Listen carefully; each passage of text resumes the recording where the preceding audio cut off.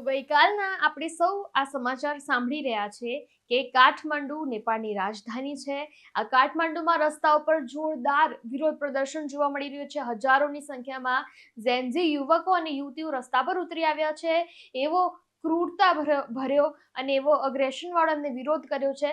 આ બધું જ આપણે લોકો ગઈકાલના સમાચારમાં જોઈ રહ્યા છે. પરંતુ આ વિરોધ કેમ કરવામાં આવ્યો, શા માટે આટલો બધો મોટો જે વિરોધ છે તે ઉગ્રતામાં પરિવર્તન પામ્યો છે, શું છે આના પાછળની બધી ડિટેલ્સ, શું છે માહિતી, આપણે આજે જાણશું. નમસ્કાર, તમે જોઈ રહ્યા છો ચક્રવાત ન્યૂઝ. ત્યારે મહત્વપૂર્ણ સમાચાર સાથે હું છું નિકિતા.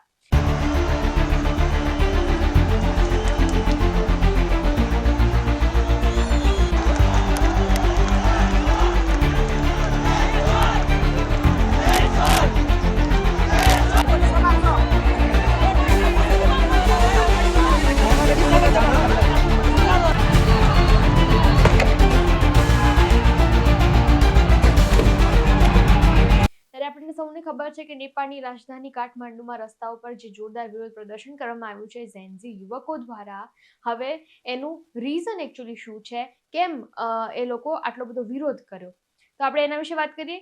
તો આજે પ્રદર્શનકારીઓ હતા નેપાળના, તે સંસદ પરિસરમાં પણ ઘૂસી ગયા હતા ઝેન્ઝી યુવકો, અને તેને જોતા પોલીસે ટીયર ગેસના સેલ પણ છોડ્યા હતા. આ પ્રદર્શનકારીઓ નેપાળમાં સોશિયલ મીડિયા પ્રતિબંધ વિરુદ્ધ અવાજ ઉઠાવી રહ્યા હતા.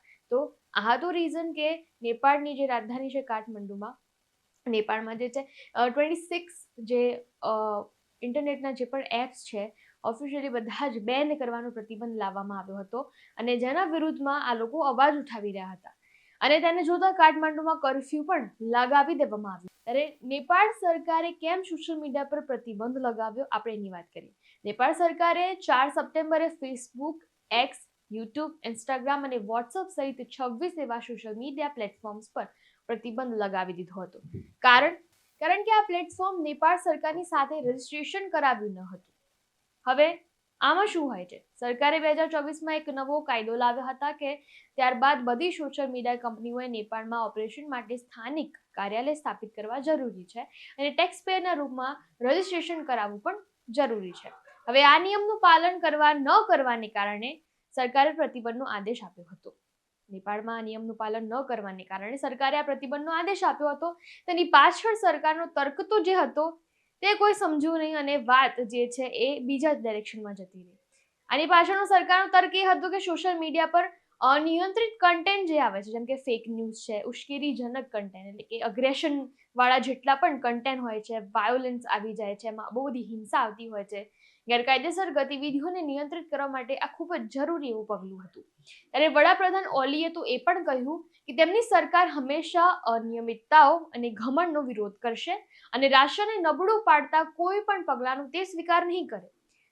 વડાપ્રધાને એ પણ કહ્યું કે અમે જે છીએ તે સોશિયલ મીડિયાના વિરોધમાં નથી, પરંતુ જે સ્વીકાર્ય નથી એ તો એ છે કે કેટલાક લોકો નેપાળમાં વ્યવસાય કરે છે, ત્યાં રહે છે, પૈસા કમાય છે, છતાં કાયદાનું પાલન તે નથી કરતા. તો ધીસ ઇઝ ધ પોઈન્ટ. આ વસ્તુના કારણે તેમનો વિરોધ હતો, પરંતુ સરકારના આ નિર્ણયની ટીકા કરવામાં આવી હતી, કારણ કે તેને અભિવ્યક્તિની સ્વતંત્રતા એટલે કે ફ્રીડમ ઓફ એક્સપ્રેશનનો વિરુદ્ધનો હુમલો માનવામાં આવી રહ્યો હતો. કે જેટલા પણ યંગસ્ટર્સ હતા, જેટલા પણ ઝેન્ઝીઝ હતા, તેમને લાગી રહ્યું હતું કે ક્યાંક ને ક્યાંક આ પ્રતિબંધને કારણે, આ બેનને કારણે એમનો જે ફ્રીડમ ઓફ એક્સપ્રેશનનો જે એક છે વસ્તુ, જેમનો હક હોય છે, તે ક્યાંક ને ક્યાંક છીનવાઈ જશે, અને તેના જ ડરમાં તેમણે આ હુમલો પણ કર્યો, આ વિરોધ પણ નોંધાવ્યો.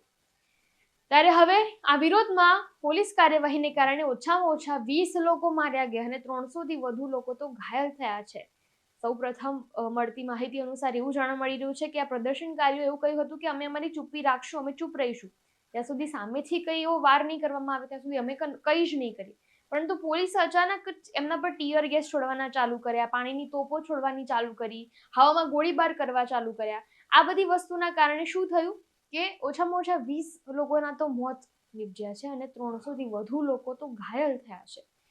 આ સાથે માહિતી અને પ્રસારણ મંત્રી પૃથ્વી સુબ્બા ગુરુંગુજે કટોકટી કેબિનેટ બેઠક બાદ જાહેરાત કરી કે હવે સરકારે સોશિયલ મીડિયા પર પ્રતિબંધ પાછો ખેંચી લીધો છે, અને સંબંધિત એજન્સીઓએ તાત્કાલિક પ્લેટફોર્મ ફરીથી શરૂ કરવાની પ્રક્રિયા શરૂ કરવાનો આદેશ પણ આપવામાં આવ્યો છે. તેમણે ઝેન્ઝી જૂથને વિરોધ સમાપ્ત કરવા માટે પણ અપીલ કરી. ત્યારે શાળાના વિદ્યાર્થીઓ સહિત હજારો યુવાનોએ કાઠમાંડુમાં સંસદની સામે ઝેન્ઝીના બેનર હેઠળ વિરોધ પ્રદર્શન કર્યું અને સરકાર વિરુદ્ધ સૂત્રોચ્ચાર કર્યા, જ્યારે કેટલાક વિરોધીઓ સંસદ પરિસરની અંદર પણ ઘૂસી ગયા. ત્યારે આ બધી ઘટનાઓને લીધે ઘણા એવા મંત્રીઓ, અધિકારીઓએ તાત્કાલિક રાજીનામું પણ આપી દીધું. હિંસક વિરોધ પોખરા, બુટવાલ, ભરતપુર, ઇટિહારી અને દમક સુધી ફેલાયો હતો. નેપાળ કોંગ્રેસ પાર્ટીનું પ્રતિનિધિત્વ કરતા ગૃહમંત્રી રમેશ લેખકે જીવલેણ અથડામણો પછી તેમના નૈતિક ધોરણે રાજીનામું પણ આપી દીધું. આંદોલનકારીઓના ઉગ્ર આંદોલનને પગલે નેપાળના વડાપ્રધાન કેપી શર્મા ઓલી દુબઈ પલાયન કરવાની તૈયારી કરી રહ્યા હોય અને તે આપણે સૌએ દેખાઈ પણ રહ્યું છે. તમારી સ્ક્રીન પર જોઈ શકો છો કે તે હેલિકોપ્ટરમાં બેસીને રવાના પણ થઈ ગયા છે. આઈ ગેસ કે દુબઈ જઈ રહ્યા હશે. ત્યારે ગૃહમંત્રી બાદ હવે કૃષિ મંત્રી રામનાથ અધિકારીએ પણ રાજીનામું આપ્યું અને ત્યારબાદ સ્વાસ્થ્ય મંત્રી પ્રદીપ પોડલે પણ રાજીનામું આપ્યું. આ બધી ઘટનાઓ બનવા પછી તાત્કાલિક આ બધા જે અધિકારીઓ છે, મંત્રીઓ છે, એમને ઉપરાપૂરી રાજીનામું આપવાના પણ શરૂ કરી દીધા. મતલબ એવું જ દેખાઈ રહ્યું છે કે આ બધી ઘટનાઓ જ્યારે પણ બનતી હોય છે, સૌપ્રથમ પહેલા બાંગ્લાદેશમાં પણ બની ગઈ છે, શ્રીલંકામાં પણ બનેલી છે આવી સેમ ઘટના, અફઘાનિસ્તાનમાં પણ બની છે. ત્યારે પણ આપણને ખબર છે કે બાંગ્લાદેશના જે પણ ત્યાં આગળ સરકારી જે પણ એક નેતા હતા કે જે એક અધિકારી હતા, તેઓ તાત્કાલિક બાંગ્લાદેશ છોડીને બીજા જગ્યાએ શિફ્ટ થવા માટે તાત્કાલિક જે છે પલાયન થઈ જાય છે, નાસીભાગ થઈ જાય છે. સેમ આ વસ્તુ અહીંયા પણ દેખાઈ રહી છે. તો સરકાર શું છે કે એમની પાસે સોલ્યુશન નથી હોતું ત્યારે બસ નાસી ભાગી જવું કે ત્યાંથી છૂટીને ભાગી જવું, રવાના થઈ જવું. આઈ થિંક એ જ એમને એક સોલ્યુશન છે. આમની પાસે બીજું તો કોઈ એવું સોલ્યુશન લાવવા માટેનું કંઈ કારણ કે એવું કશું મળતું નથી. તેથી સરકાર દર વખતે શું આ જ પગલાં ભરશે હવે? ત્યારે દેશભરની હોસ્પિટલમાં કુલ 347 થી વધુ ઘાયલોની સારવાર ચાલી રહી છે. એક તો આટલી મોટી ઘટના બની છે, છતાંય જે શહેર છે એ અંદર સિટીમાં સારી એવી હોસ્પિટલની સુવિધા પણ નથી. તમે એ પણ જુઓ કે ઘણી મોટી હોસ્પિટલોમાં જગ્યાનો અભાવ છે અને દર્દીઓને અન્ય હોસ્પિટલમાં મોકલવામાં આવી રહ્યા છે. મતલબ આટલી મોટી ઘટના બની રહી છે, આટલું ઉગ્ર આંદોલન થઈ રહ્યું છે, એ જગ્યાએ અગર ઘણા લોકો ઘાયલ થઈ રહ્યા છે, ઘણા લોકોના મોત થઈ રહ્યા છે, એમની સારવાર માટે એમને ક્યાં લઈ જવા? આટલા મોટા સિટીમાં એક સારી એવી, જો આ તો પ્રાથમિક છે, બેઝિક એક એવી ઇમ્પોર્ટન્ટ સુવિધા હોવી જોઈએ, ફેસિલિટી હોવી જોઈએ કે હોસ્પિટલની પણ સારી એવી સુવિધા નથી. નેપાળમાં મોટા ભાગના વિસ્તારોમાં કર્ફ્યુ હોવા છતાં આંદોલનકારીઓએ સોશિયલ મીડિયા પ્લેટફોર્મ પર પ્રતિબંધ લાદવાનો આદેશ આપનારા અને તેના મહત્વની ભૂમિકા ભજવનાર માહિતી સંચાર મંત્રી એટલે કે પૃથ્વી સુબ્બા ગુરુંગના ખાનગી નિવાસ સ્થાને આગ ચાંપી હતી. પ્રતિબંધ લગાવ્યો હતો, વિરોધ કર્યો, ચલો મેટર પૂરી. પણ ફરીથી પ્રતિબંધ પાછો લેવામાં આવ્યો, છતાંય હજી આંદોલન ચાલુ છે, છતાંય વિરોધ એમનો ચાલુ જ રહ્યો. એટલું જ નહીં, તેમને આ જે લોકો છે તેમના ઘરોને પણ આગ ચાંપી દીધી. આટલો ઉગ્ર અને આટલો જે કહી શકાય કે હિંસાવાળો આ આંદોલન હતો કે એમને આજે પૃથ્વી સુબ્બા ગુરુંગ નામના જે ખાનગી નિવાસ સ્થાને પણ તેમને આગ ચાંપી દીધી. આ ઘટના બાદ પોલીસ તુરંત ફાયર બ્રિગેડની ગાડીઓ ઘટના સ્થળે પહોંચી ફાયર બ્રિગેડ દ્વારા આગ બુઝાવવાનો અને બચાવ કામગીરી શરૂ પણ કરાઈ. ત્યારે આ આંદોલન સતત ઉગ્ર સ્વરૂપ ધારણ કરી રહ્યું હતું અને એ સાથે જ એટલામાં તો જે પૂર્વ વડાપ્રધાન હતા પુષ્પ કમલના ઘરે પણ આગ ચાંપી દેવામાં આવી અને પૂર્વ ડેપ્યુટી પીએમ રઘુવીર મહાસેઠના જે જનકપર સ્થિત એમનું ઘર છે ત્યાં પણ આ લોકોએ પથ્થરમારો કર્યો અને જેના પીએમ જે છે પીએમ ઓલી એમના ઘરે પણ આગ ચાંપવામાં આવી. સંસદની પણ જે હાલત કરી છે એ તમે જોઈ શકો છો. એના પણ તમે દ્રશ્યો જોઈ શકો છો કે સંસદમાં પણ એમને આગ ચાંપી છે. સંસદને પણ એમને આગમાં સળગતું કરી દીધું છે. જે પીએમ નું ઘર છે તેમાં પણ આગ એમને લગાવી છે. તો આટલા હિંસક જે દ્રશ્યો અહીંયા દેખાઈ રહ્યા છે, આ એમને જે હાલત કરી છે આ લોકોના ઘરોની, તે તમે જોઈ શકો છો. અને આટલું ઉગ્ર અને આટલું વાયોલન્સ વાળું આંદોલન થઈ ગયું હતું. અને નેપાળમાં જે હિંસક આંદોલન બાદ સરકારે સોશિયલ મીડિયા પર મૂકવામાં આવેલો પ્રતિબંધનો નિર્ણય આજે પાછો તો ખેંચી લીધો, છતાંય જે આંદોલન છે તે બંધ થવાનું નામ નથી લઈ રહ્યું. લોકો નથી, હજી પણ જે ઝેન્ઝીસ છે, યંગસ્ટર્સ છે, તે લોકો હજી પણ પાછા નથી પડી રહ્યા.